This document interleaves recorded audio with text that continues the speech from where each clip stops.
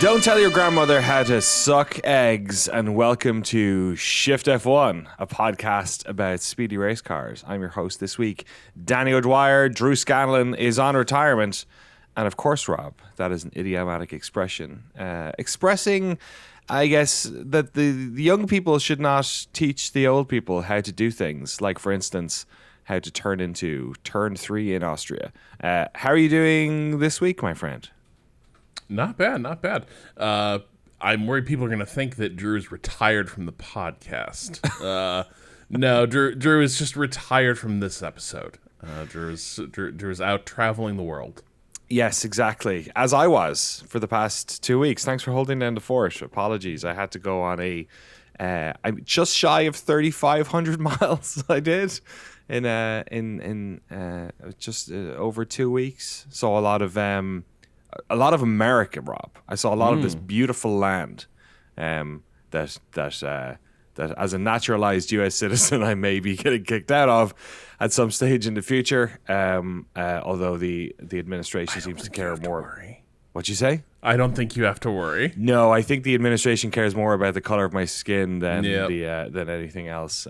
I'll just ham up the Irish, as it were. But yeah, I saw lots of beautiful America. Strip malls? Strip malls, Utah, gas stations. Okay, yeah. Lots. Yeah. Southern, Salt Lake City. The Mormons really put their city in the worst part of mountain time. It's like just everywhere is beautiful except where that city is. They really got chased around. Talk about the original persecution in America. Wait, no. If I let's go back. No, it's like sort of squarely in the middle. Honestly, like one of many. Yeah, man, oh man, a beautiful trip through history and natural history. I saw lots of bison and stuff like that. It was a pretty good time, and I caught up with the racing as much as possible, which is what we're going to do this week here on Shift+F1. Of course, if this is your first episode of the show, we recommend you go back to listen to our preseason primer. That's episode 298 for this season.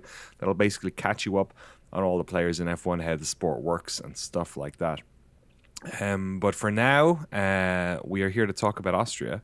Once I've done all the housekeeping and thanked all of our incredible patrons as well over at patreon.com/shiftf1. The chicken finger pita, Matt and Harmony, Deange, It's a Me Ferrario, Get Rich O'Di Ryan, Agave ATX, Cypress Training, Turf SCS, Michael Maves, Cigarettes, Telemetry Deck, The Shirt, FTC, Drew Stewart, Bailey Foot, Jason, Abraham Getchell, Waypoint.bunnycrimes.com, Snigs, Alex Goucher, Max Fultar, Jeff Foster, Troy Stammer, William Romph, Lachlan the Madden Man, Samurai Love Story, and of course, Jason Kelly. Thank you all so much for supporting us. Our patron exclusive podcast this month, unsurprisingly, is going to be F1 the movie. Maybe the worst named movie of all time, but by reviews, seems to have gone down pretty well. I've been looking for an IMAX to watch this in, so I haven't watched it yet. Rob, have you watched it yet? I've not seen it yet. We were busy with move stuff during the window when I could have gone and seen it. Now I'm looking at whether it's still the Jordan's Furniture IMAX, which is the only good IMAX screens in Boston. Unless you go to the Alamo, I guess, in Boston. The only good IMAXs in the Boston area are in a furniture store. It's one of the many quirks. Jordan's Furniture IMAX. Yep, it's one of the many quirks of New England, which is that Jordan's Furniture, 2 major locations in Massachusetts, each has an IMAX theater in it, as well as a little theme park.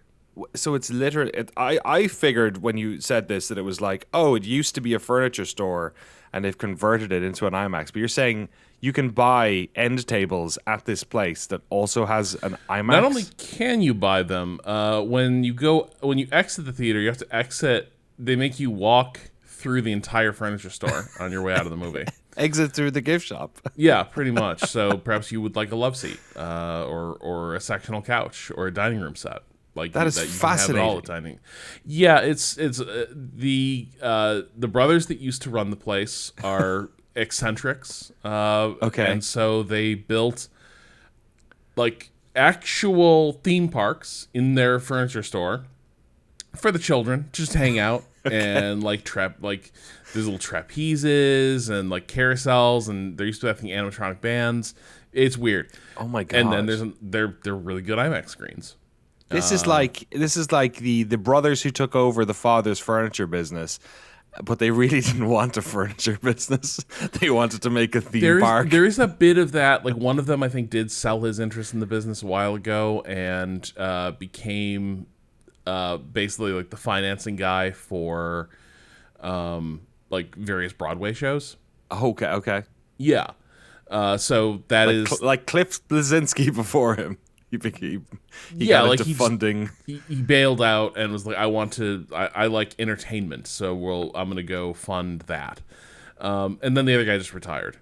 Amazing. Well, that's now I want to go there to watch F1 the movie. But be sure that we will have our thoughts and maybe our prayers for F1 the movie for all of you over at patreon.com/Shift+F1 in the not too distant. Although Drew is on the road for a little bit, so we'll have to figure that out. Rob, you're not going on vacation anytime soon, are you?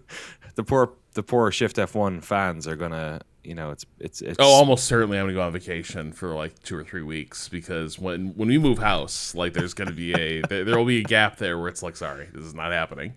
Yeah, that's very, very fair. Racing will continue though, and our podcast will also, as we're going to tackle the Austrian Grand Prix. I was traveling for this, but I caught up with most of practices and quali, and I definitely watched the race when I got home to California on Sunday night. I kept it for myself and watched the whole thing. Had a good time. Let's dive into, I guess, practice et al. Before we get into it. There was actually what I want to talk to you about first of all is some of the rookies that managed to get in the car during P1, which selfishly as an Irishman, of course I want to talk about Alex Dunn, who is doing a great job in F2 at the moment. Bit of a championship lead, swap around in F2 between the two races. Crazy races. Did you see that? Did you see the crash in F2 sprint race? Yeah. That was a nasty one. I've never seen halo to halo contact. Yeah, we can probably chalk another W up to the halo. Yeah, thanks Jules for another. It looked like the encroachment of the sort of, what do you call it? The roll hoop on the one car that went over. Yeah. I believe it was. I know it was. Arvid Lindblad was involved, and I think it's. Is it Megatunev? I can never pronounce his name. Sami Megatunev. I think he was the one that rolled over. But yeah, it was very lucky that nobody got hurt. And it's just always weird to see a car upside down like that, especially one that sort of rolled over. It's such a weird. It was a very odd one. The accident was floaty, is the way I would describe it. Like a car got a little bit airborne with a sort of a rear wheel contact, and then. Those things do like tend to create huge like jounces for the car, but this one it kind of just looked. It was like Air Bud, basically. It was just right, weird, yeah. like the car had suddenly like been loaded up with flubber. It just sort of like the under tray just sort of lifted off. The car swanned over, and you had a real scary near miss. Alex Dunn got in Lando's seat for some laps. There was a couple of other ones. Who got in there as well as part of the sort of mandatory rookies getting some time in the cars before they're eventually put in the Red Bull second seat and then retired. But it was cool as an Irishman. It's I'm getting texts from family about Formula 2 for the first time because of the Irish teenager doing so well over there. So it's pretty cool. And yeah, when he got the seat on the weekend, I was getting messages from my sister about it. So pretty cool for everyone back home to have an Irish driver in the paddock again. It's been a long, long time. There was a guy who did a bit for Jordan, but like legitimate Irish driver. Eddie Irvine is one of those situations where he's from the north, so we can't really... We like to claim Catholic Northern Irish, it's like that, the way like the English like to claim Northern Irish, you know what I mean? We're as guilty of that sometimes. Eddie was a great man for the island, but it's hard to call him a republic of Irishmen. But yeah, that was pretty cool. Selfishly, I was very excited about that. But anyway, qualifying came and went, and it was interesting. Let me go from the bottom. Nico Hülkenberg ended up in last in the Sauber, which, considering where his teammate wasn't ideal. Similarly, Carlos Sainz was in 19th, which, considering where his teammate wasn't ideal. Yuki Tsunoda continuing his rough patch / career at Red Bull Racing in 18th position. Esteban Ocon sort of hanging around in the Haas in 17th. Lance Stroll 16th. Ollie Behrman 15th. Franco Colapinto was in 14th. Isaac Hadjar in 13th. Alex Albon failed to make it into Q3 in the Williams, but obviously did much better than Carlos in 12th. Alonso had a decent go of it in 11th. Last points playing position in Q2 for him in the other Aston Martin. Then our top 10 goes Pierre Gasly, Kimi Antonelli in 9th, Gabriel Bortoleto at 8, doing a half decent job there in the Sauber.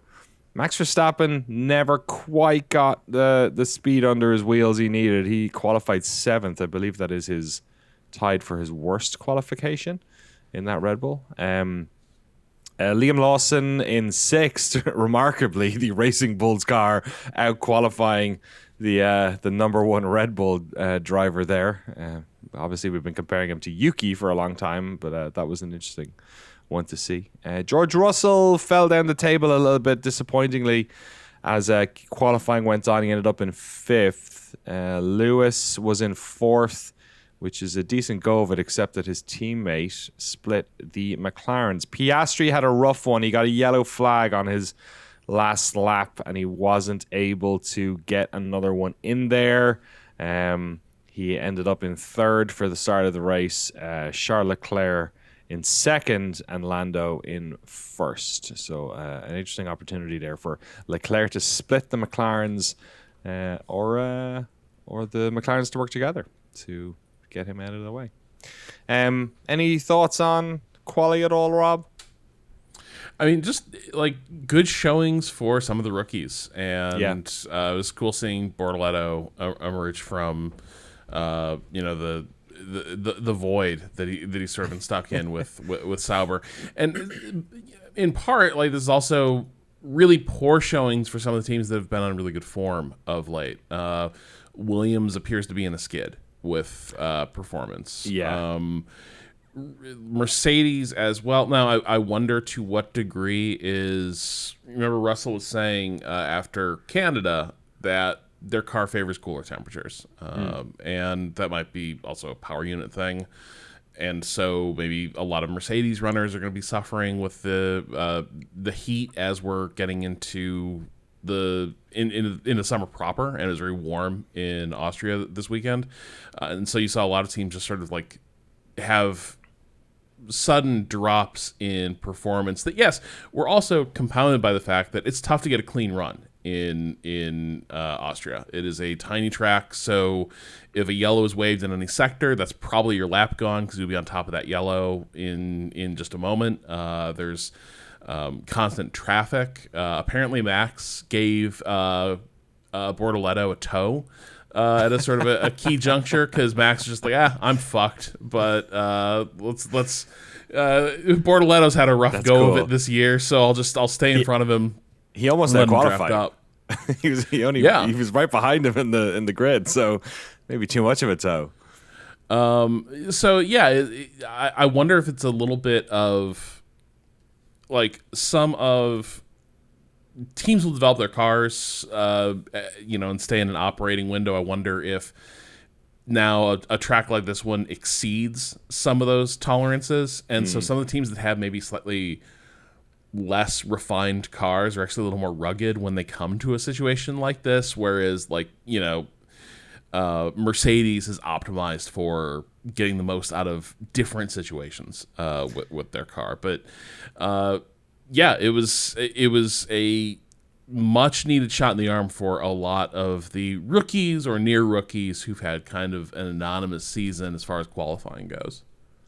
Yeah, you mentioned Williams having a bit of trouble earlier in the weekend. This is compounded before the race even starts. They are about to go around on their formation lap, and Carlos Sainz's car gets in Oh my God. an odd situation where he thinks that it's locked in first gear. He can't seem to get it going, and then he gets a bit of a push from the marshals, and they abort the start, but he manages to get going again.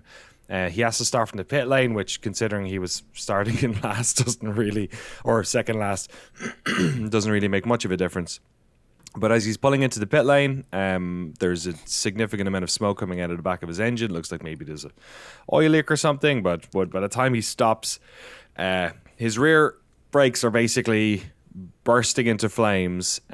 So the implication being that something perhaps likely heat related sitting on the grid, either some coolant or pipes or whatever it was, contributed to the brakes locking up a little bit, and then essentially he was riding them the whole way around the formation lap. He comes in, they are desperately trying to... I was kind of interested in this. I was like, this is an aborted start. Does that mean that they can do anything with the car? Because they were blowing air on it, they were blowing retardant on it, they were really trying to make it so that the brakes would just chill out a little bit so they could get going for the race. But ultimately, unsurprisingly, Sainz's car was retired before the 10-minute gap of the aborted start was finalized. Crazy scenes. It was. You knew something was really bad when the trackside marshals come out and they start pushing it, and then you see them start shaking their heads. Like the car was. That's where I thought it was a gearbox thing too, because like, okay, so the car's stuck in a drive gear and you can't get to go rolling. But yeah, then it certainly did look like maybe the rear brakes had seized and he just drove through it for the laps to bring it around. But watching it just burst into flame as he pulled up to the end of the pit lane was grim. And then you got the radio call, game over, sorry. Yeah. It seems like Williams is having reliability issues right now.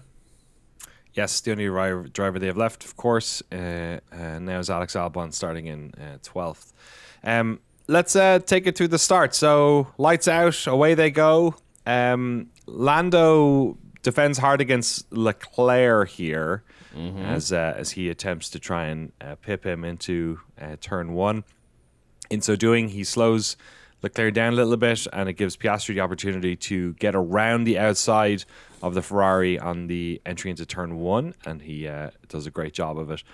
So the McLarens are away, first and second, Lando and Piastri, with Leclerc in third as they drive the long straight on the way up to turn three. At turn three, it's pretty even Steven until we see a big lock-up from Kimi Antonelli. Surprised by how early people braked, perhaps, in the concertina. He basically just dives up the inside, locks it, and spears Max Verstappen. Both of them get spun around. Somehow, Liam Lawson survives this incident. I have no idea how he survived, because he gets tagged in that. Like, yeah, he does. There is hard contact, it looks like, and he looks like he was sure to be taken out as well. Really poor move from Antonelli. If it's even a move, it looks like complete lapse. He misses completely. I'm not even sure it's that he's caught up by the traffic, because it looks like he just whiffs the braking point entirely, even if it was a clear circuit. You see him sort of pull out to the very far inside line, going like twice as fast as anyone else is into the corner, throws the brakes on, and it's already irrecoverable at that point.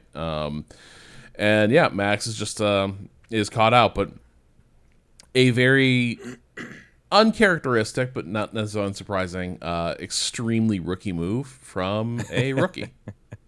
Yeah, Max's reaction. Did you see them afterwards, after the crash? They're having a little chin wag about it. You could tell Kimi kept his helmet on the whole way back to the pit. So yeah, clearly just understood that he had done bad. I mean, if you're going to take out Max in a race, this is probably the one to do it. He was kind of floating around in seventh there. But it's another good example of when you're up front, you tend to not get caught up in incidents like this. You know what I mean? Like if you're in that mid pack, you run the risk of getting tagged by a rookie sometimes. It just goes to show how important qualification is, even just for surviving early parts of these races. Albon on mediums gets past Gasly into sixth around turn 9. Sorry, we have a safety car there. A couple of people came in actually. Isaac Hajar and somebody else came in to get an early stop done with the heat here. There were a lot of people. 2 stops seemed to be the main strategy. Some people were dancing with a 1 stop. 2 of the drivers actually did it. We'll talk about them later. But as they get going again, like I said, Albon gets past Gasly into 6th there. Decent fight happening in this sort of part of the race for most of it. 11 is where the fight between the McLarens sort of heats up. So they are letting them race. There's a bit of a gap there. Piastri is hunting down Lando, and they are stretching out from 3rd and 4th at this stage. I think there's a 5-second gap between Piastri and Leclerc, and 5 seconds behind Leclerc as well. So the McLarens have sort of established a bit of a leadership battle all to themselves during this race. Piastri does get past Lando into turn 3 on lap 11.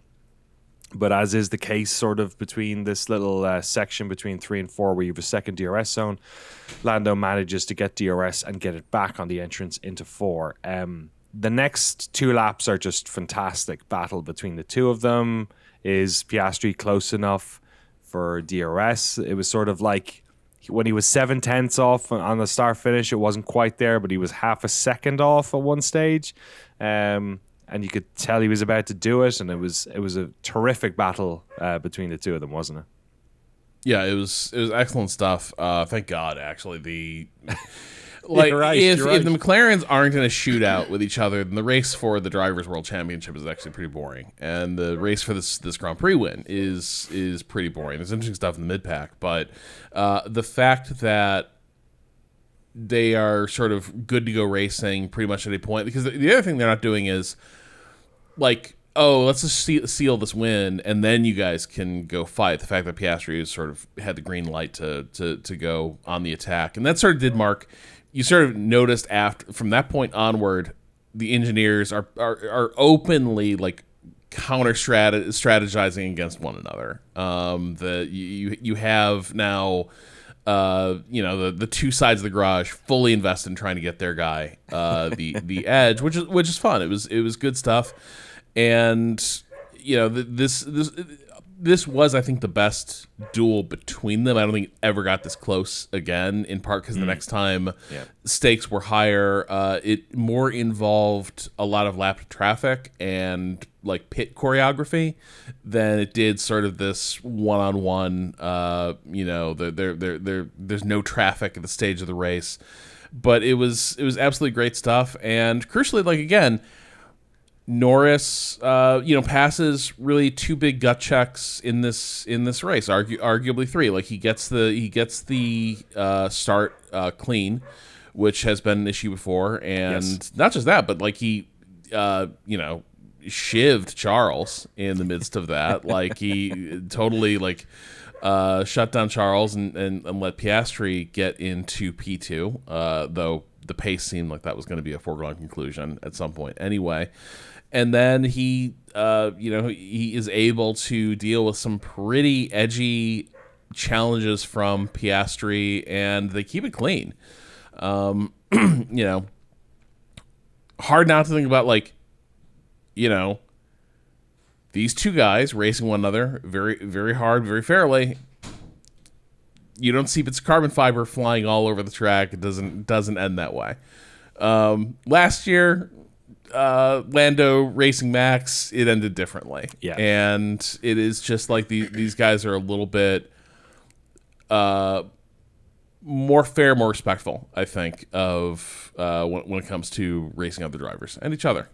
Yeah, and it probably helps with their teammates too. So they both have Yeah. a significant disincentive to sort of have pieces of papaya carbon fiber flying through the sky. But as you said, Lando did a great job on on that lap 11 to get the place back. It ended up being sort of maybe the move of the race to allow Piastri to sort of have that position, but then managed to recover it.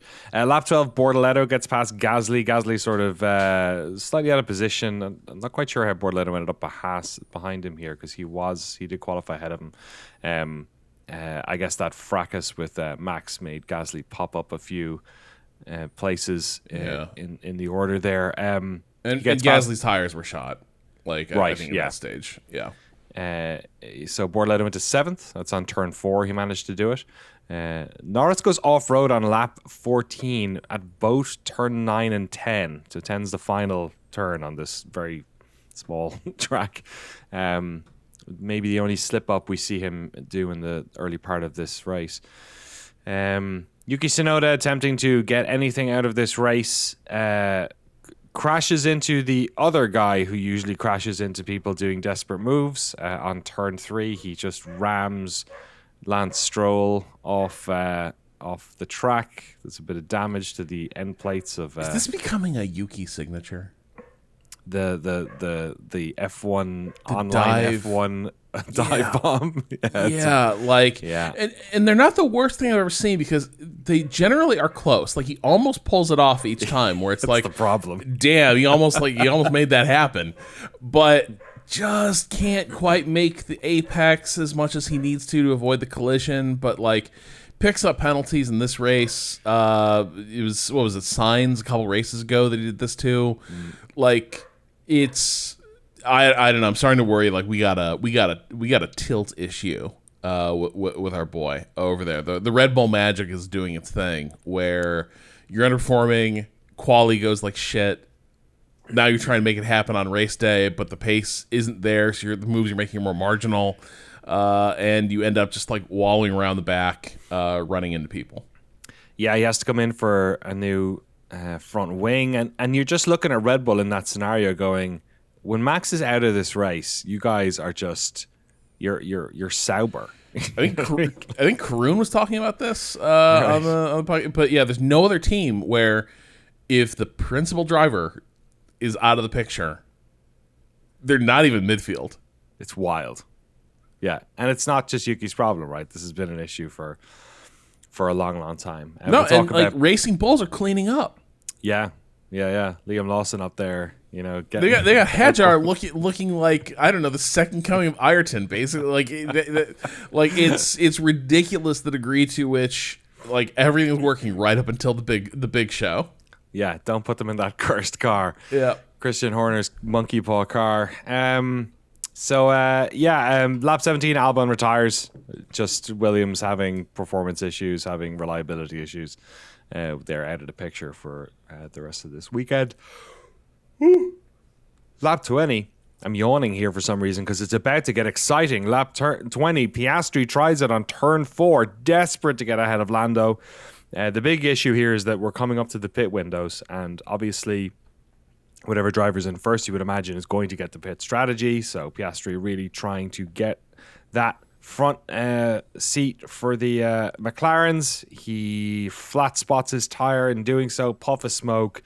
It's the one time McLaren get on the radio and say, that move on turn 4 was marginal, which basically says, don't do that. Don't crash into your teammates. We're here for good racing, but that was a little bit desperate.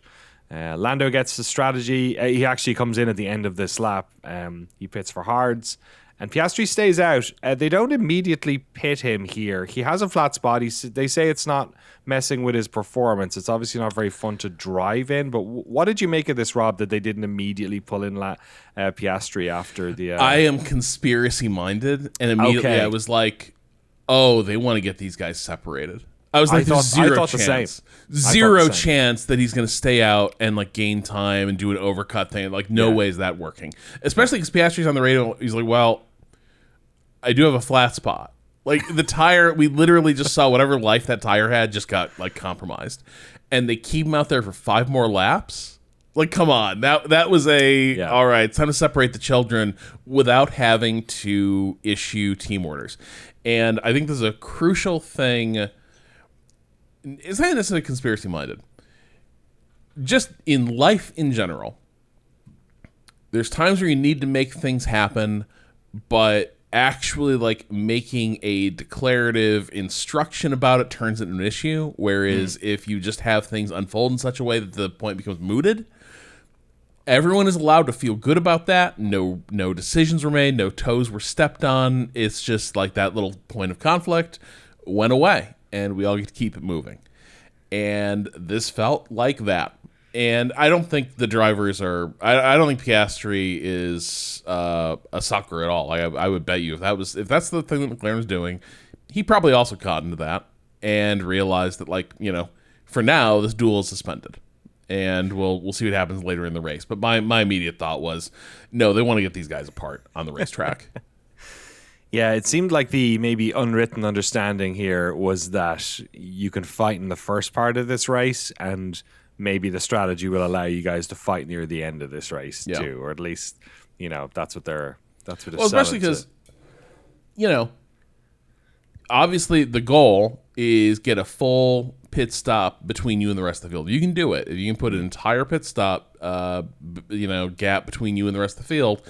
Then it kind of doesn't matter what's going to happen in a track like this. You have to worry about things like safety cars and such. It's a small track, and so like in the middle of the race, if you have an advantage like McLaren does, you don't want your drivers mixing it up in that way. Like, it's fine if they're pushing each other to have more pace and they build that huge delta between them and the rest of the field, but the second you see your normally like Mr. Reliable, steady hand driver nearly spear his teammate, that's not.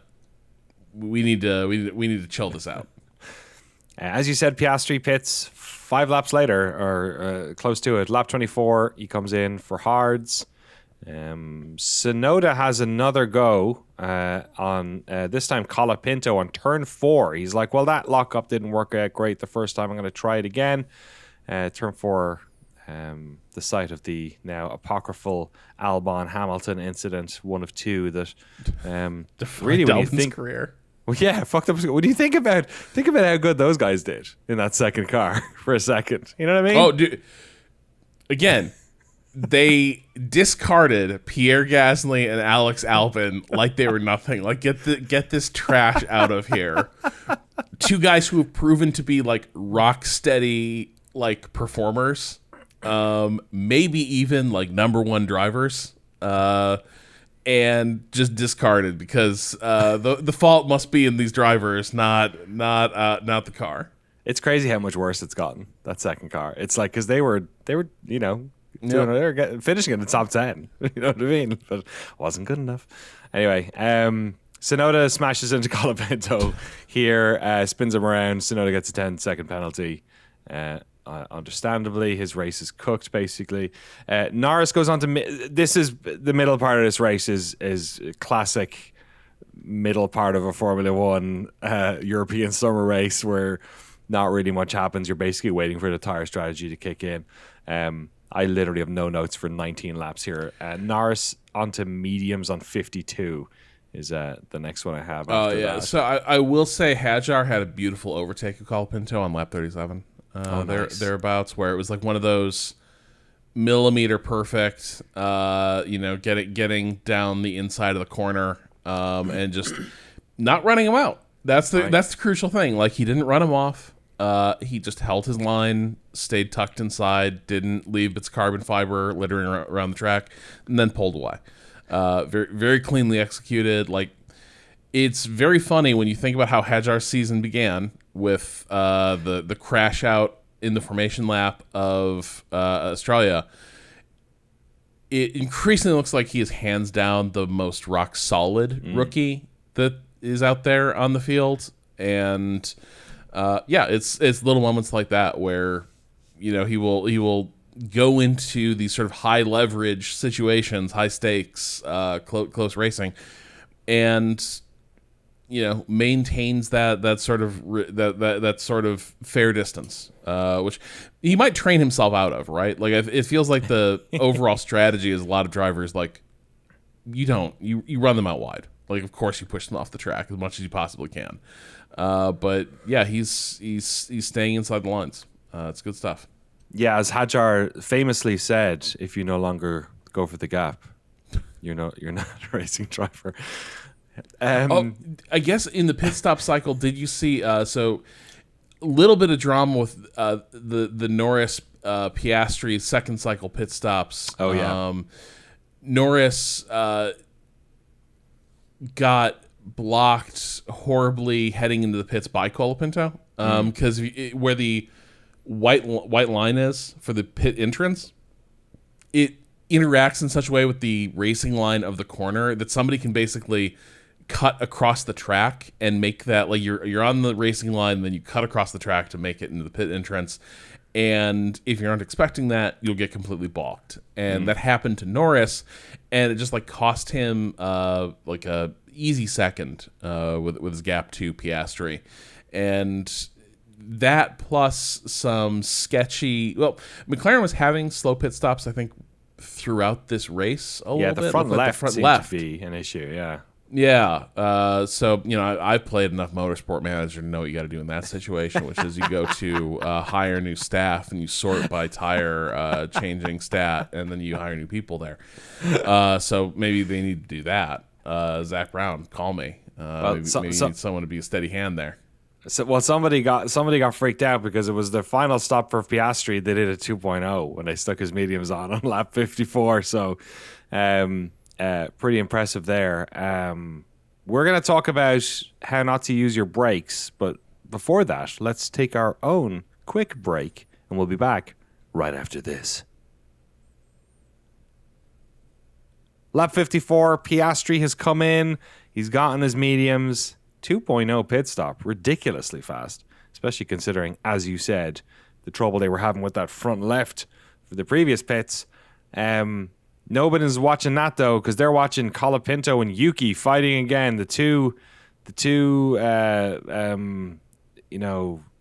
knights who have already clashed 20 laps earlier are they're duking it out at turn 3. Blue flag, blue flag, blue flag. Oscar Piastri coming through, and Colapinto just drives him off the track. What did you make of this? Was this red mist or blue flag accidental here by Colapinto? Yeah, it seemed like head firmly up ass. Like just fully engaged with the battle with Tsunoda, and unaware that there is a leading car behind him. It just seemed completely oblivious. Very opportunistic of Tsunoda, really, to sort of use the blue flags, and Tsunoda sort of got one off on them there. But I did love Piastri's radio message. All these years later, Alpine found a way to fuck me. Oh man. Thankfully, Piastri survives it. He does go on the grass in a part of the track that's like on the top of a hill straight as you're accelerating quite a lot. So with DRS, it was a bad spot for real it to happen. chancy. Yes, he managed to survive it thankfully and got past the two of them. That was the last of the drama for him for this race. We're only got about 15 laps left at this stage. Bortoleto gets past Hadjar into 8th on 57. Nico Hülkenberg, who started in last place, obviously ended up in gaining a position of sorts when Sainz couldn't start the race, but didn't really gain a position, just had a bit of empty space in front of him. He's having a fantastic race. He's up into 9th by lap 58. Up into the points paying positions after being stuck in the back. Bortoleto and Alonso have a nice little duel here in lap 69. A nice duel. Turn 3. Bortoleto gets past him, but Alonso gets him back on the way into 4, as some folks have been doing. And despite the slightly fresher tires, Piastri took like you said, 4 or 5 extra laps before his initial pit stop. But by the time he comes out on their last set, his tires are only 1 lap cleaner, so it's not really making much of a difference. Lando does a good job of keeping him about 1.5 seconds behind him for the end stint here. He never really closes the gap. The only people to not pit twice during this race were Lawson and Alonso. But crossing the line first was our boy Lando Norris, who gets his flowers after, a tricky race last weekend or the previous race. It looked like, this was Lando with his head on his shoulders, getting it done, passing the tests that came his way during this race weekend, and getting his points for it, all 25 of them. Oscar Piastri came in second. Charles Leclerc, decent amount behind him. I think there was like a 20-second gap between the last McLaren and the first Ferrari. Similarly with Hamilton was a decent amount. I think he was 10 seconds behind Charles in fourth. George Russell just sort of wasn't really in this race. He qualified fifth. He ended fifth. He sort of seemed to be on his own for significant parts of this one. I think he was 30 seconds behind Hamilton. Lawson was 5 seconds behind him in sixth place. Lawson, fantastic result. I think he qualified. Did he qualify seventh behind Max? So he stuck it anyway. Fernando Alonso finishes in seventh. Gabriel Bortoleto did qualify in the top 10 and he finished in 8th, but his teammate who qualified last finished right behind him. Incredibly, Nico Hülkenberg, the Sauber is getting 2 points, or 2 cars in the points, 6 points in total. There's a great photograph of Bortoleto and a topless Nico Hülkenberg is doing the rounds on Instagram, as we love to see. Esteban Ocon manages to get that final point in 10th position. His teammate Ollie Behrman just outside the points at 11th. Isaac Hadjar in 12th position. Pierre Gasly in 13th. Lance Stroll in 14th. Despite being rammed by Colapinto in 15th. Yuki in 16th. Albon, Verstappen, Kimi Antonelli and Carlos Sainz did not finish this race. But as you can see, all of those retirements in the first third of the race, as it were. What did you make of the race, Rob? I personally, the middle part, I watched it on replay so I could skip a lot of the boring parts, and I enjoyed it. But what did you make of it? Yeah, I mean, it was fine. It was not the most dynamic race we've seen, but it had a good start, an interesting finale. It's just that the finale didn't really pay off. The two contending for the lead didn't really come back in contact with each other. There was too much traffic, it also just seemed like the heat and reliability issues played such a role in sort of knocking various contenders out. It was a fine race. We've seen very dull ones at points this season. This was not that. I think it also this was a race that did showcase McLaren do have a pretty decisive edge for the season. At least in some of these circuits, where it's just not even a contest. Maybe if Max had been able to stay in the race, we'd have seen something. But he seemed pretty. You didn't seem like he was very optimistic about what they could get out of this weekend. Yeah. Let's go through the driver's standings before we hit the news here. Oscar Piastri still leads the Drivers' Championship with 216 points, 15 clear of Lando Norris. But they are very much toe for toe battling it out here. Max Verstappen is in third, about 50 points adrift of the McLarens. George Russell, quite close to Max actually, with 146 points to Max's 155. Charles Leclerc is in fifth with 119. Lewis Hamilton is in sixth with 91. Kimi Antonelli is in seventh with 63. Alex Albon in eighth position with 42 points for Williams this year. Esteban Ocon in ninth with 23 points, just 1 point clear of Nico Hülkenberg in 10th in the Sauber, 22 points. Isaac Hadjar has 1 point behind him in 11th. He's got 21 points. Then we've got Lance Stroll and Fernando Alonso tied in 12th and 13th with 14 points. Carlos Sainz in the other Williams, a bit adrift of his teammate, with 13 points in 14th position. Liam Lawson in 15th with 12 points. Pierre Gasly in 16th with 11. Yuki Tsunoda in 17th with 10. Very orderly, my boys. Thank you very much. Ollie Berman is in 18th position with 6 points. Gabriel Bortoleto in 19th with 4. Franco Colapinto in 20th with 0, tied with our good boy Jack Doohan. Unlikely to get any more points there. And then when it comes to the constructors, I didn't even think about the constructors. McLaren, of course, in first with 417 points, almost double Ferrari's haul in second. They have 210, just 1 point clear of the Mercedes in third, who have 209 points themselves. Red Bull Racing in fourth with 162, likely to finish there given the season as it's progressed and those car number 2 problems. They have a decent gap between the Mercedes ahead of them and the Williams behind them, who have 55 points in 5th position. The Racing Bulls chomping on their heels with 36 points in 6th. Haas have 29 points in 7th position, just 1 clear of Aston Martin, who have 28th in 8th. Kick Sauber with 26 points in 9th position. You'd think 26 points halfway through a season any other year you wouldn't be in 9th, but there you go. And the Alpines are last with 11 points. So there's a decent spread this year of everyone across the grid. They're all having their days. Robbo, you've got some news for us here. What's going on in the world of Formula One news and intrigue? Well, there's silly preseason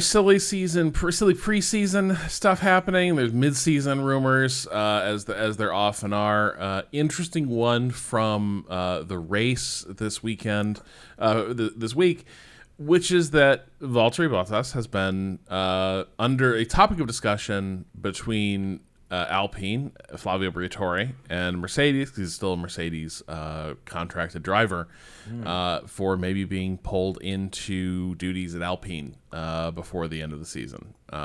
The situation at Alpine is pretty bad, and well, it's bad, but also, again, just to the top point of like Alpine kind of not really being a team in disarray.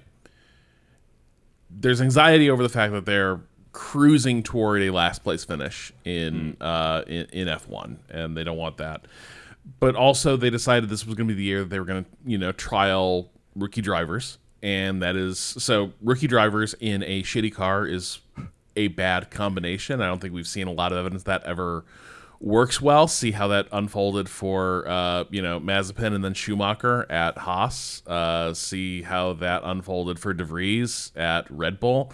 Rookie drivers being given a real piece of shit does not bring out good it's not a good coaching environment. Exactly, yeah. It compounds their problems. But Alpine have sort of been a team that has done sharp changes in direction, very, very capricious, and Flavio seems like sort of a capricious character. And they want points. They want someone pulling in the kind of points that Gasly is managing to wring out of that car, and so no more nya. Yeah, well, obviously, Valtteri isn't the sort to give you that. Valtteri will just post like nudes on his Instagram. Exactly. And, have a weird haircut. That's a situation where, like, you can imagine the Mr. Burns owning the baseball team of Valtteri comes in with some weird, mustache, and he's like, shave your sideburns. Yeah. Exactly. So obviously this is preliminary. This does not moot the talks he's in with Cadillac, though it does appear like if he joined Alpine, that might basically mark the end of his flirtation with Cadillac. Alpine might want him for 2026. And so it kind of comes down to, I think it kind of depends. I think that where we left things last week was Cadillac was going to have reps at Silverstone. And they're going to make some significant progress toward locking down their driver lineup this weekend. My suspicion is he is going to probably, if Alpine is serious, he's going to be evaluating a couple offers at Silverstone this weekend, and we'll hear how this turns out. I don't know. If you're Valtteri Bottas, how do you handle this, Drew? Like you got a racing seat you get in right now, and maybe lock up next year versus big question mark with Cadillac. Yeah, I'm also not sure. It seems like a poison chalice. Does he really desperately want to get back into F1? If he does, then I guess you do it. There's going to be a decent shake-up next year with car stuff. Maybe it goes your right way. But yeah, that's a tricky one. Speaking of shaking up things in the sport, it sounds like, unfortunately, our boy Sainz has decided to drop out of the FIA presidency battle. Is that right? Yeah, he offered sort of face-saving explanations that he's got his Dakar Rally commitments, and he doesn't have time to run for FIA president. What with the rally and all. But obviously, this is mostly related to the fact that a few weeks ago we talked about those letters of support that Soleim got that indicated that he would be tougher to unseat than we thought, and it appears to have accomplished its primary goal, which was chase off a strong contender. And so Sainz, making clear he will not be challenging, certainly makes it seem like we're going to be stuck with Ben Sulayem for a while longer. There are apparently a couple different groups within the FIA who do want to unseat him, and they have various candidates in mind that they are continuing to float and seeing if there's something they can do by October 24th, which is the deadline to get a candidate, in the running for the FIA presidency. But it doesn't look good right now, which kind of goes to show it's kind of an odd organization, right? Like, the amount of no confidence votes this guy has received from within the FIA certainly should be kind of a death sentence for his ability to administer it. But the way the FIA is structured, he is like that accountability is not going to matter. The various motorsport clubs that back this presidency will continue to do so. Yeah, what a bummer. It's it's just another example of shitty leadership not being able to be unseated. It's really man. Once you remove shame from know what I mean, like once like social shame and like a stigma were removed as things that could force people to like, hey, no one fucking wants you here, used to be enough to make people leave. And now we have this new meta where the more people are like, shut the fuck up, die, people will stay in more. Yeah, it's wild. What's going on over at you mentioned silly season? What's going on over at Mercedes? I saw some more rumblings about Verstappen, and of course Russell has been his contract talks have been a point of conversation leading up to Silverstone. It's kind of funny because I think it seemed like Mercedes had really tried to tamp down the Verstappen discussions and just not have this be a major talking point. So George, being George, before the Austrian GP, did a presser where he was like, oh yeah, no, Mercedes, like, my contract situation is kind of dependent on what Max decides to do. Mercedes is in talks with Max. I don't take it personally if you're, obviously you need to be looking at whether you can get Max Verstappen. He's like, based on my results, I don't think I have anything to worry about, but it's nothing personal. They have to see if there's a possibility with Max. And Wolf conceded they are indeed continuing to have talks with Max, but he doesn't think that anything will come of that. But these are talks you have to have because Max is such a special talent, yada, yada, yada. Due diligence requires that if you have a chance of bringing in Max, you have to, you have to play out that string. You have to see if you can poach him. Wolf has hinted that they should resolve the driver situation over the summer break. Verstappen, of course, in contract at Red Bull until 2028. But as we know, with Formula One contracts, once a driver wants to go, oftentimes those release clauses are easier to get to than they seem to be on paper. Speaking of Red Bull shifting things around, here's another popular possible replacement. Yeah, Red Bull thinking of bringing Sebastian Vettel back, not as a driver. So Helmut Marko, as we've discussed before, he's old as fuck. Yes, and there have been some discussions. Vettel said this on, I think, like a Austrian media interview, but that there have been discussions about having Vettel take over Marko's duties with the team once Marko steps down. Now, Marko has kind of he's an odd portfolio. He's an advisor to the team, but not necessarily like within direct chain of command, but does have full like signatory power over parts of the team. I don't know if like would all the stuff that Marko can do, would all that power and authority devolve on Vettel? I would bet you that Christian wouldn't want that. Right. You do not want to this sort of I do not think a lot of organizations would want to follow in the Austrian tradition of dual monarchy when it comes to running this team. And even though they go back with Seb a fair bit, I doubt that that Christian would want Seb to be as empowered to be the thorn in his side that Marko has been, but it may not be fully up to him. And these are preliminary talks anyway. This is the sort of thing where, this is how you show respect for a beloved member of your racing family. We'd love to have you come back and have this vague role with the team moving forward.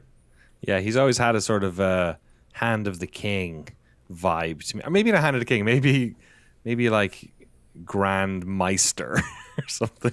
He's real Vizier energy. Yeah. Yes, he does.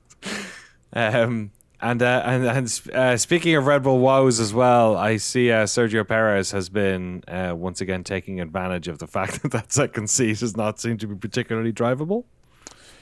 Yeah, Checo gave an interview where he was talking about like people at the team have said to him, he's like very good authority, people very like well placed in the team to know Red Bull regret not standing by me more last year. Oh, really? Which it does sound like sour grapes, but also has to be undeniably true at this point, right? Like, they were high on Sergio. We were all feeling good about like what he was bringing to the team, and then the performance fell apart, and it was like, man, what's with Checo? Like he's completely collapsed, and now it just appears to be endemic to the team. He also did give some insights on why he thinks it has gone this way. But yeah, one of the things he does highlight is that, in his view, Red Bull did just decide to stop supporting him. They could have tamped down the rumors, but instead they fed him. They sort of fed the rumors and fed Checo to the wolves, basically. In particular, it seems to have stuck in his craw that Helmut like gave an interview where he basically said, Red Bull team members are not going to get their big bonus for a first place finish like they have in previous years, because of Checo. And that's kind of a shitty thing to say, because of the car they built. Yeah. So he said, they put him under contract, they extended him, and then from the moment he signed that extension, it was nothing but rumors that he was gonna lose his gig. And Red Bull never tamped down those rumors until eventually, he lost his seat entirely.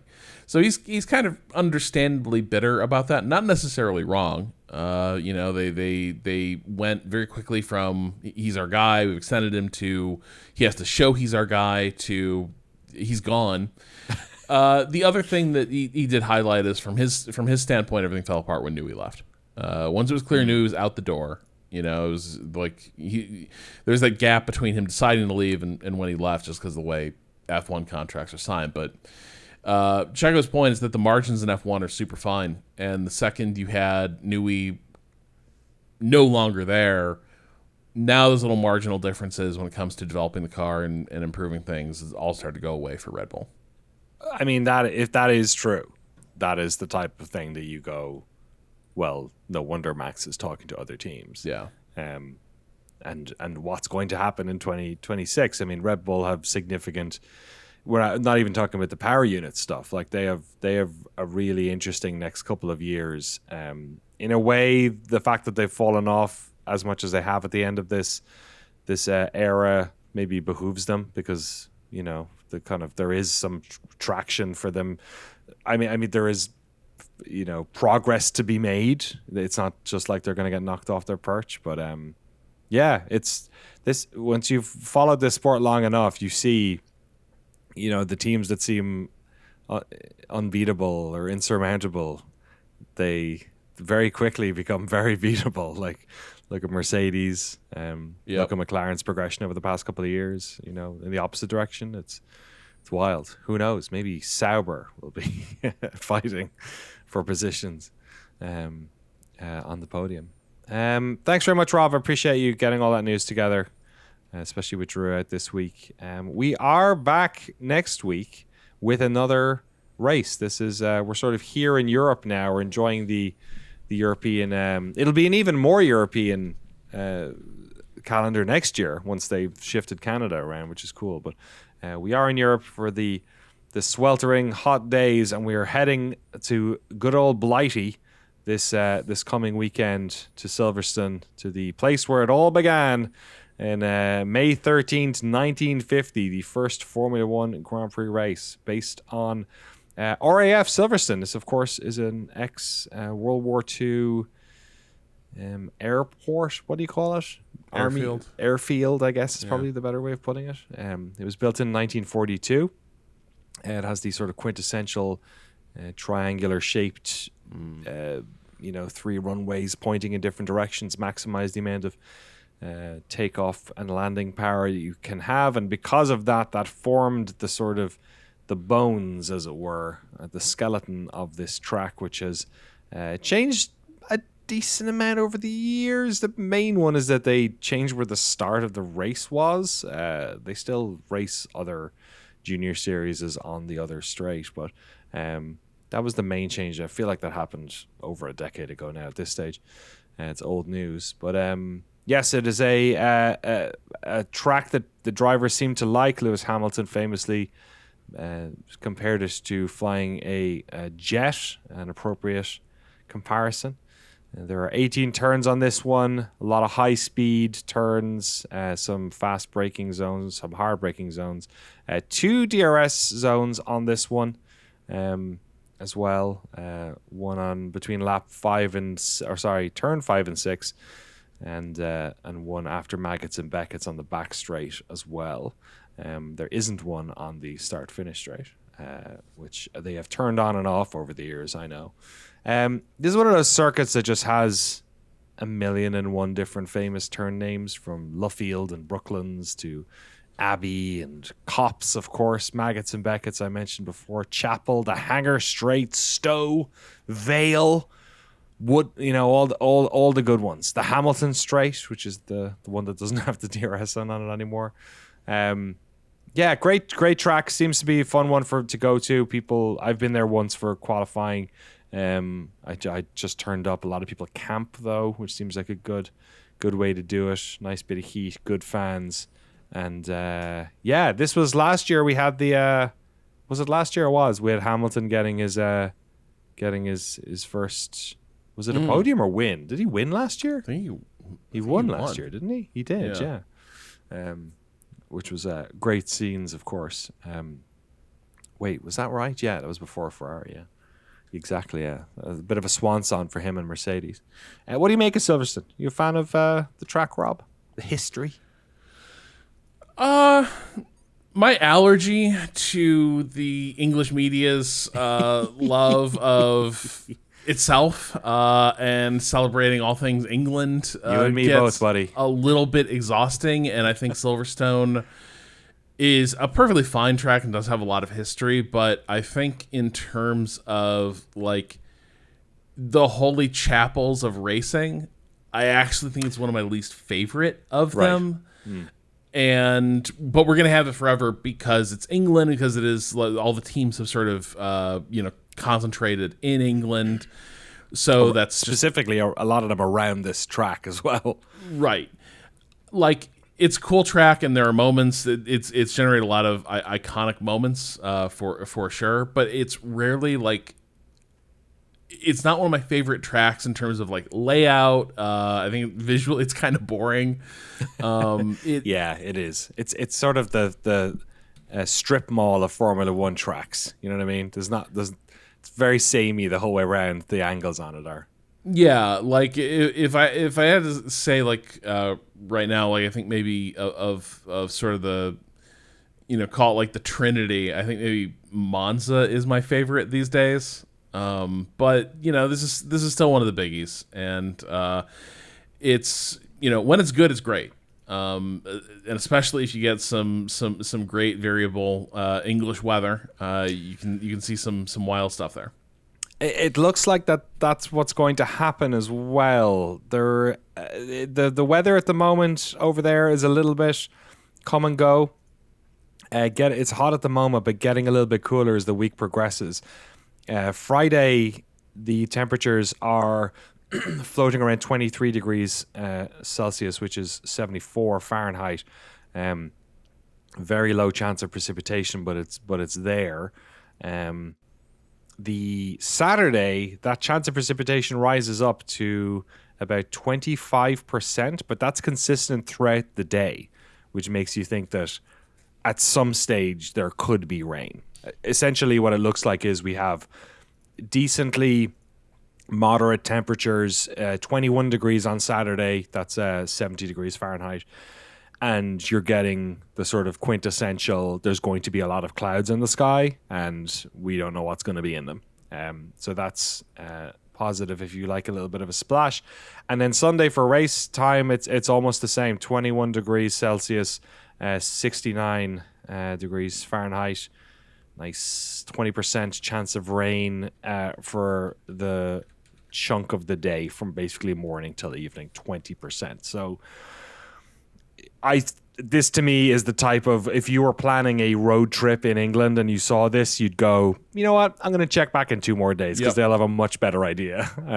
It seems like it's floating around there. So yeah, we'll see. A little bit of a splash would be good fun though. In good old England. I already did the standings earlier for reasons that I'm not quite sure about. We don't have emails this week either. I'm not sure if I have access to the Shift+F1 Fantasy League at the moment. Let me have a quick little go. Wants me to pick my team, Rob. How's your team? Do you have a team? No, I'm Fantasy obviously team. my team is the whole field. I couldn't pick. I just my F1 fantasy is just getting to watch this beautiful sport every week. Dwyer Straits aren't doing that well. I've stopped, probably appropriately given their name. I've failed to keep them up to date for significant parts of this season. Let me see if I can find our Shift+F1. No, that's the wrong one. Shift+F1 podcast. Here it is. Surely this is it. This is over 2,000 teams. Look at that. Okay, we're gonna go by the Austrian Grand Prix. The winners, as far as I can tell, anyway. Let's go with the top. Jesus, there's a lot of people in 5th. The top 3. Let's go with here. Fernando Alonso comes in 3rd here. They're actually tied for 2nd with Esteban on swear words. I like that one. It's pretty good. In 2nd, but the winner at Austria was Gogo Gadget Box with 332 points. They had Piastri with a triple. That's incredible, actually. Alonso, Lawson, Colapinto, and Hadjar with Ferrari and McLaren as their teams. Incredible that you come in first if you don't have Norris. That's wild. The top 10 here, let's go. It's signed, sealed, and delivered in 10th. We have a tie for 8th with Bring Back Marlboro and The Fast of Us 2025. Number 7, we are checking still. Scuderia Pata Quito in 6th place. Number 5, I think my favorite named team of recent memory, Vowels Movement. That's very wow. good. In fourth, Stop What You're Doing. In third, good collaboration between video games and F1 here with Solidus Steak. Number 2, in second place, F1 banned my team name. And in first, we have Ukulele, in parentheses, Endor 8000. Congratulations to all of you for indulging your fantasies with us here. If you want to join our fantasy standings, you can do so with the code in the show notes. You can also send us emails, shiftf1podcast@gmail.com or f1.cool/emails for the cool kids. We'll be doing some of those next week, I believe. Yes, we will. Maybe we will. We'll be doing it the week after, I think. Definitely, at least. We do have Silverstone this week, but there's a little bit of a gap before we head up to Spa-Francorchamps on July 25th. But that's going to be bouncing straight into Hungary for the first week of that one. So yeah, we've got some racing coming up, and then after that, I'm trying to think, is that when the gap happens? It is. Okay, so we've got GB, and then a week gap, or 2 weeks. That's a significant. It must be 2. What happened there? I wonder. Great Britain on July 6th, and then Belgium isn't until July 27th. Math is hard for me, Rob, but that seems like it's a 2-week gap between the two of those. And then Hungary is after that, and then we have 3 weeks until Zandvoort at the end of August. So funny little summer times. Trying to stay away from those hot heats, I guess. Rob, as you know, we don't just like to race locally. We also like to race around the world. Yeah. DTM, is in the Norris ring. I swear to God, it looks like nose ring. DTM nose ring. I prefer rings elsewhere. For the round 4 of the DTM season, European Le Mans, not to be confused with North American or African Le Mans. The European Le Mans series happening. The 4 hours of Imola occurring this weekend. Did you watch any of the Spa 24 hours? There was a nasty crash on the back straight. One of the cars basically cut out, and then nobody realized, and they were coming around. You know that final, like at the bottom of Spa, like right before the big braking zone. So, you know, they have that penultimate left-hander that's taken flat. So they were coming around there, and it was basically on the driving line, a car beached, and somebody just ate him. Nailed him. It was pretty bad, but everyone walked away. Everyone fine? Yeah, everyone fine, thankfully. So somebody mentioned this earlier. Did you catch the Joseph Newgarden crash a couple weeks ago?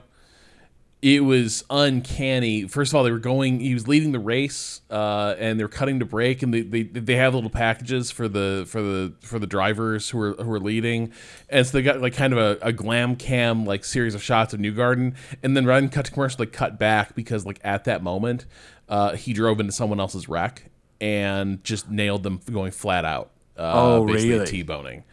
Got his car flipped immediately, like skidded about 100 yards. I did see this when he ate the wall, didn't he? He like tried to get up the inside. Yeah, almost went over into the pit wall. Yes, yeah. God, that was a scary one, yeah. Man, oh man. Yeah. Something I have noted, though, maybe there's IndyCar's rapid response, the AMR safety guys, they are there so fucking fast with every single one of these things. Like, and I know it's easier at Noval, but this holds true at other tracks. Like, they have people on site like at a like pretty blistering pace. They're also good clearing wrecks pretty fast. I don't know. There's some things where they got the pickups that have the little like crane on the back of them. Yeah, they can just like lift those cars out of there without putting a crane on the track, and I'm like, maybe F1 has some things to learn from Indy cars. I think Americans are just really good. Like, I think there's certain things, because like my parents were over last month, and one of the things my dad kept saying was, "How many cars do people own here?" Because like you drive past someone's, lot and they have like a bunch of old cars. And I'm like, the difference in car culture here is so palpable because people know how to fix cars in America more than they do in Europe. People work on cars more. People are like good at, lifting out engines and doing it. You know what I mean? Like they have the equipment and stuff like that. And I even find that when I go to the Petaluma racetrack here, that like those guys are good. Like you know, it's just a weekend guy who's got a tow truck, but like when someone crashes, they get them out and they.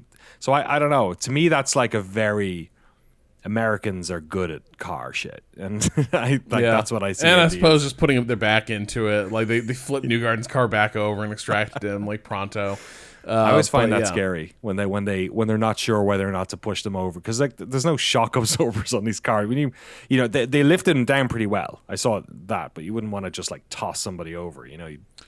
No, but they did it like pros, right? Like sort of levered him up, had people pivot around, lower him back down. It was impressive. But yeah, like it's been, a lot of racing happening lately and a lot of near misses. A lot of scary incidents. It can either make you feel very good about motorsport safety or make you a bit worried. Speaking of American racing, NASCAR will be at the Chicago Street Race for Challenge Round 2. It's the Grand Park 165. IndyCar is also racing this weekend at Mid-Ohio for the Honda Indy 200. Damn, roasting Ohio. Mid-Ohio. They're so mid. I went to a lot of states. I think I was in 12 states for the past 2 weeks. Didn't touch any of that Midwest stuff, though, unfortunately. What's the most Midwest? Wyoming?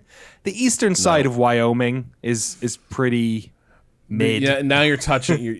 What's the most mid? No, that's true. But you're touching on what is the Midwest, which is a topic of great debate in the U.S. I spent a lot of time getting drunk in random bars in Idaho, Montana, and Wyoming because I had to drive my ass out there. My wife and daughter flew to Montana, so I got to drive there. And let me tell you, I met some colorful folks. Met some colorful folks in some red towns who do not like the president, which was very eye-opening. It was like I felt like I was on president, the ones they voted for? The current president, yes, they are not very happy with. Oh man, these guys all have guns too. Like these guys are, It was fascinating how much they cared about the tariffs. It was wild. Cost of living, man, it's hitting people. People do not like having the face-eating leopards reintroduced to the American West. Exactly. Yeah. Don't touch my my Social Security. Right. Yeah.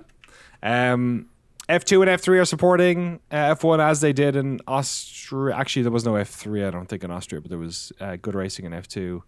I'm biased, but there's a fun championship battle happening in F2, as there often is, but Alex Dunn is up and in there, so I'm very excited about watching more of that.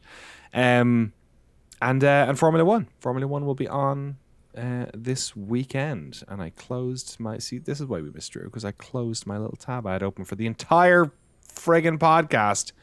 With all of our times here, we will be at the Formula 1, the Qatar Airways British Grand Prix. Its official title. These are Pacific times. Bring back Marlboro.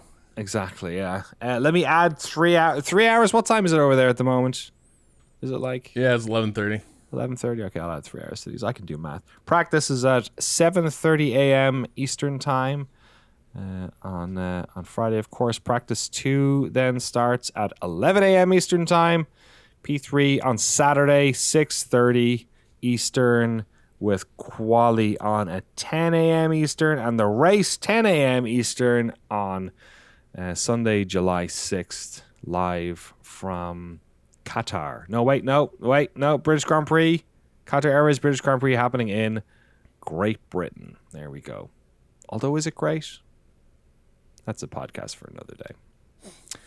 Shall we check out the grimoire, the book? Yes. As it were. Let's see what we got here. I thirst for blood.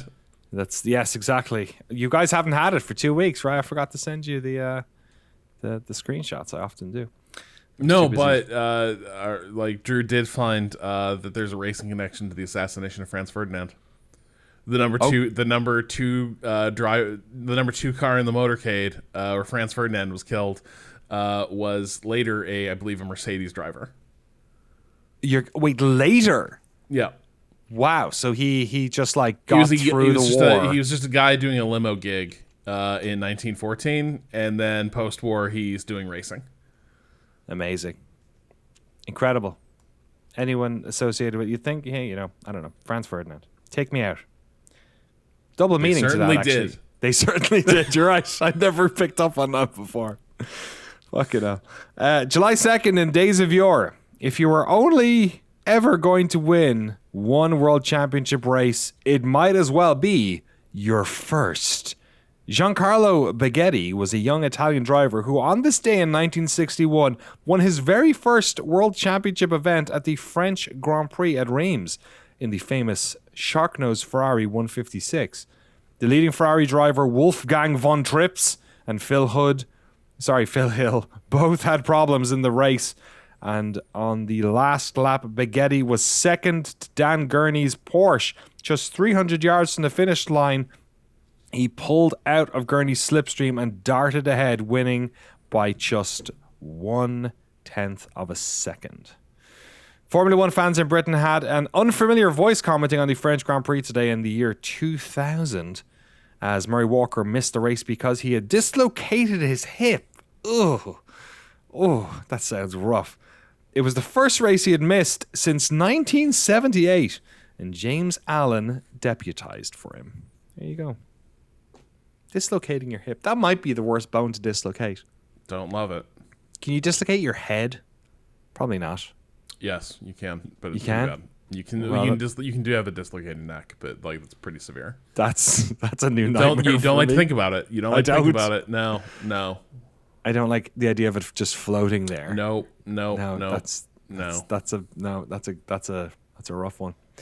If you'd like to support this show and get access to all of our bonus episodes, including our upcoming review of... Wait, hang on. So that Baghetti didn't die seconds later? No, everyone's fine. You just fucking lived and won? The worst thing we had this week was a dislocated hip. Okay. Which, I mean, that's pretty rough. But yeah, Murray that's Walker, pretty bad. But all right, I do feel like death has been cheated. Like yes, Final Destination for one more time. Yeah. I want to watch that new Final Destination. Apparently it's fun watching. Well, it's gonna be the last one with what's his face, right? I haven't watched the series, but the famous character after he just passed away. He's been the dude who's like the guy who explains in all the movies, like, hey, death needs to. Oh, really? Yeah. Oh, wow. There you go. That guy who's so famous, we all forget his name. Horror fans know his name. They made an Until Dawn movie. Did you see that? The PlayStation, like... Yeah, they made a movie? British developed video game, yeah. They made a movie of that thing. Huh. Yeah, it's very strange. I need to sneeze, so we need to finish this podcast. Yeah. Get out of here. I'm allergic to not talking about Formula One. It's coming, folks. To get access to our review of Formula One, the movie... Tony Todd. Oh, Tony Todd, of course. He was also in the Indiana Jones yes, he was. Video game. Also, I believe the voice of the Vortigons in Half-Life 2. Oh, shit, really? Yeah. Oh, that's a good performance. They're very funny. Yeah, good stuff. Maybe Half-Life 2, maybe Half-Life... I forget. I should know that. Anyway, we're not here to talk about that. We're here to talk about the early ad-free version of the podcast and the official Shift F1 Discord. You can get access to all of that over at patreon.com/ShiftF1. Rob, any thoughts for Silverstone heading into it? What are you looking forward to, apart from some glorious British rain, of course? Just insufferable coverage of like how good McLaren is doing, and just what it means for England. Can't wait to I'm praying every week that Oscar wins. Not against Lando, but at least I'll hear something besides "God Save the King." They speaking of Silverstone, they have been teasing the Brad Pitt drives the 2-year-old Formula One car. I'm not sure if you saw that. Sky Sports did a thing where he drove Brundle around Silverstone in a fast McLaren. I don't know what it was. But they're teasing that they stuck him in an F1 car, which they did. I think they did they drove F2 cars for the filming of the movie, but I think they drove F1 cars at one stage at least. I could be wrong, but apparently Brad, the big petrol head, wanted to get some more laps in. There was a very interesting, weird, I don't know, Dax Shepard, his fame eludes me. I never understand why he's famous, but, he apparently is. He has a podcast. Apparently he was in like AA with a bunch of these actors, so they all know him and like him. But he did Brad Pitt, who famously doesn't do many interviews sort of at all. I think he just doesn't like talking about his kids and many divorces or whatever. Yeah. But he did like a 2-hour podcast with on this Dax Shepard show, and talks a lot about, because apparently they all race motorbikes, and talks a bunch about his life racing, but also the Formula One stuff. And it was really fascinating, because he was like getting into the weeds on like just what it's like racing certain tracks and how they managed to approach it. Him talking about doing Puan, he said like Spa was the craziest one. It was just like, insane the amount of grip that the cars have and how good the brakes are. He kept talking about the brakes. He was like, the speeds are cool, but like you're doing the speeds on the straights. It's the one time you have to collect yourself. He said trusting the brakes was the thing. Took him the longest amount of time. But it was crazy to hear just how much, because like the Top Gun movie was filmed with those cameras in the jets, but they weren't flying the jets. Right. As much as Tom Cruise probably wanted to. So it was pretty incredible to hear him. So I'll link that in the show notes as well if anyone wants to check that out. It was a really interesting podcast. All right, that's a pod, folks. We'll be back after Silverstone. Enjoy the racing, and we'll see you next time.